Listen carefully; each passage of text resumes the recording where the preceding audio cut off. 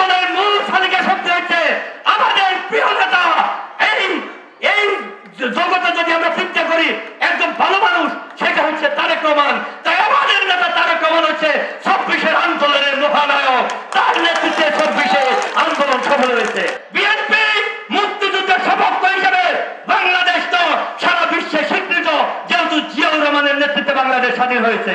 সমাগত কারণে আপনারা যদি মনে করেন এখন ২৬-এ আসি দেশ স্বাধীন করিয়ে দিয়েছেন, এ কথা ভুল। ১৭ বছরের ফসল হচ্ছে বিএনপি নেতা কর্মীরা গুম খুনের শিকার হয়ে, হামলা মামলার শিকার হয়ে দলটাকে টিকিয়ে রেখে একটা পর্যায়ে ছাত্ররা তাদের অধিকারের জন্য আন্দোলন করেছে। সেই আন্দোলনে বিএনপি সমর্থন দিয়েছে। এক পর্যায়ে যখন ছাত্ররা পিছপা হচ্ছিল গুলি খেয়ে মারা দিয়ে, তখন আমাদের নেতা তারেক রহমান তিনি সিদ্ধান্ত দিলেন ছাত্রদের পাশে দাঁড়ান, অভিভাবকের দায়িত্ব পালন করুন,